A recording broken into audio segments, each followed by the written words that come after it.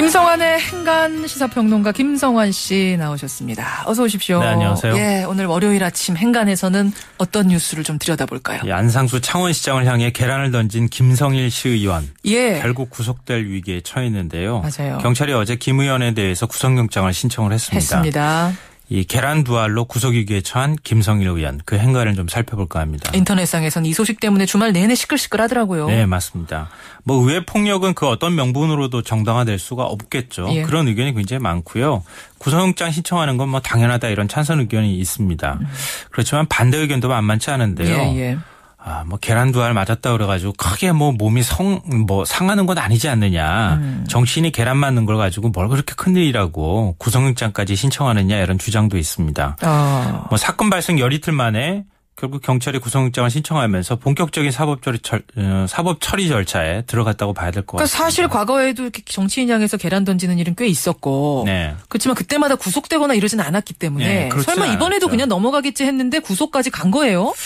뭐 솔직히 경찰도 법원이 구속영장을 발부할 거라고 신청하지는 않았을 것 같아요. 어허. 왜냐하면은 도주 우려가 있는 것도 아니죠. 현직 그렇죠. 시의원이기도 현직. 하죠. 좀 늦기는 했지만 기자회견을 통해서 사과를 하기도 했거든요. 예. 근데 결국은 제가 생각할 때는 안상수 시장의 태도가 결국 구속영장을 신청하는 데까지 가지 않았을까.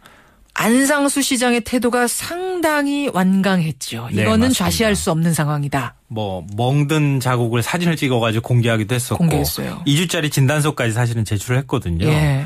근데 시장 입장에서 뭐 이런 일 당했을 때 고마 됐다. 뭐 이렇게 한 다음에 그냥 화해하고 넘어갔으면 예. 이렇게까지 오지 않는데 민주주의를 부정한 테러다 이렇게 강하게 반발하고 있는데 경찰이 만약에 구속영장을 신청하지 않았으면은 의회 폭력을 방관하는 것이냐? 그렇죠. 뭐 이런 이제 비판을 받을 수 있잖아요. 계란 피해를 당한 측에서 저렇게 네, 그렇죠. 이거는 테러다라고 얘기하는데 경찰이 가만히 있을 수가 없었다. 그렇죠. 뭐 그런 측면에서 구속영장까지 가지 않았나 싶어요. 제가 조금 전에 과거에 이제 계란 봉변, 계란 세례 네. 얘기 잠깐 나눴는데 많죠? 네, 맞습니다. 네. 정치라는 게 항상 갈등의 어떤 중심에 서 있잖아요. 정치인이 뭐 그 중심에 서 있는 입장이고요. 예. 양쪽을 다 만족시키기는 좀 어렵잖아요. 찬성하는 쪽은 또 항상 있게 마련이고 물론이죠. 반대하는 쪽에서는 항상 불만을 갖게 마련입니다. 어떤 사안이든. 예, 조금 전에 맞아요. 타투 보셨잖아요. 네, 뭘 맞아요. 어떻게 해도 찬반은 있게 마련이에요. 예, 그러다 보니까 그 불만의 표시로 그렇다고 아주 돌 던질 수는 없잖아요. 옛날에는요. 사실은 대선 때나 이럴 때는 방패 들고 막 돌 던지니까 막은 적도 있었잖아요. 맞아요. 예. 영남 지역에 가면은 호남 지역 후보가 갈 수가 없고 예. 반대로 또 갈 수가 없는 이런 상황이었던 적도 있었거든요. 그렇죠. 근데 그렇게 할 수는 없으니까 사실은 계란을 던지는 건데요. 그 계란을 던졌을 때 정치인들의 어떤 반응을 보면 정치인들의 또 다른 면모를 살필 수 있는 그런 계기가 되기도 합니다. 계란 세례를 받았을 때의 대응 네. 방법 예. 어떤 것들이 있어요? 정반대되는 일화 몇 가지만 좀 소개를 해드리면요. 안철수 새정치연합 전 대표가 올해 5월 광주를 갔다가 계란 맞은 적이 있잖아요. 그때가 그러니까 윤장현 시장 후보 지금 이제 시장 됐습니다. 네, 됐죠. 후보를 전략 공천한다 해가지고 뭐 막 소란이 굉장히 있고 이때였죠. 시끄러웠었잖아요. 예. 그때 이제 계란을 맞았는데요. 그때 광주시당과 윤 후보 측에서 정치 테러다 이러면서 검찰에 수사를 촉구한 적이 있었습니다. 예. 그리고 농민이 던진 계란에 맞았던 김무성 새누리당 대표도 정치 테러다 이렇게 주장을 했었고요. 1999년 조금 이제 시간이 오래되긴 했지만 김영삼 전 대통령도 이 공항에서 붉은색 페인트가 든 계란을 맞은 적이 있어요. 아, 유명한 그 사건이죠. 사진이 그냥 확 붉은색이 이렇게 퍼져가지고 더 예. 이제 선명하게 기억이 남는데요. 맞아요. 그때 계획적이고 아주 살인적인 행위라고 생각한다 이러면서 크게 반발했던 적이 굉장히 있었죠. 강하게 대응한 케이스들이 있고 네. 반대도 있습니까? 예, 반대도 있습니다. 어떤 거죠? 고 노무현 전 대통령이 이번 뭐 일로 인해서 더 많은 이제 주목을 받고 있는데요.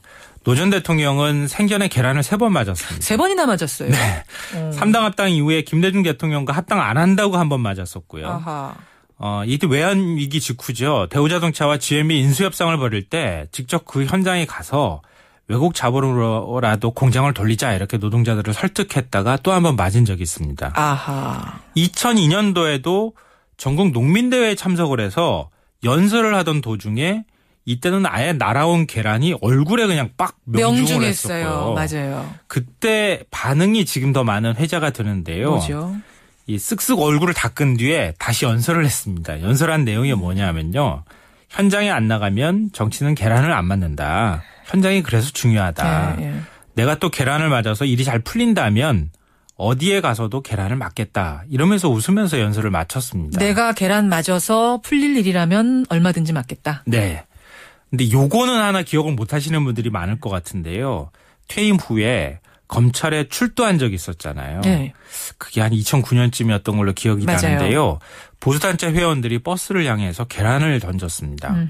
그때 이제 직접 노 전 대통령이 맞지는 않았고요. 버스 바퀴에 계란이 맞았는데 그 계란 자국이 묻은 그 버스가 대검 안에 13시간 동안 세워져 있었습니다. 그대로. 근데 그날 조사를 받으면서 이 참모들이 같이 와가지고 예. 곰탕을 그 검찰 안에서 시켜 먹었는데요. 저녁으로. 노 전 대통령의 부탁으로 대검 구내식당에서 특별히 요리한 계란 프라이가 반찬에 추가가 됐다고 이건 무슨 합니다. 의미예요? 뭐라 그럴까요? 나는 그동안에 이렇게 계속 맞아왔는데 마지막에 이렇게 또 검찰 조사받을 때도 계란을 또 맞게 되네. 뭐 이런 이제 의미가 있지 않았을까 싶은데요. 노무현 전 대통령 예가 있고. 네. 또 있습니까? 2007년 대선에 무소속으로 출마했던 이해창 후보 같은 경우에도 대구 가가지고 계란 맞았는데요. 예. 계란 마사지를 했더니 못난 얼굴이 예뻐 보이지 않습니까? 이렇게 이 반문을 해서 이회창 굉장히 유명했던 당시 화제가 됐던 후보. 일이 있었습니다. 그래요. 근데 뭐 양쪽의 얘기가 어느 정치인의 반응이 더 좋다 뭐 이렇게 평가할 수는 없을 것 같은데요. 중요한 핵심은 예. 정치인이 계란을 맞은 그 행위 자체보다 왜 맞았는지 그 이유를 먼저 살피는 것. 이게 정치인이 해야 될 일이 아닐까. 왜 맞았을까 내가? 예. 나는 왜 이렇게 당해야 했을까? 네. 이 이유부터 살펴봐라. 이런 네, 말씀. 맞습니다. 예, 김성환 씨 수고하셨습니다. 네, 고맙습니다. 행간이었습니다. 잠시 후 뵙죠.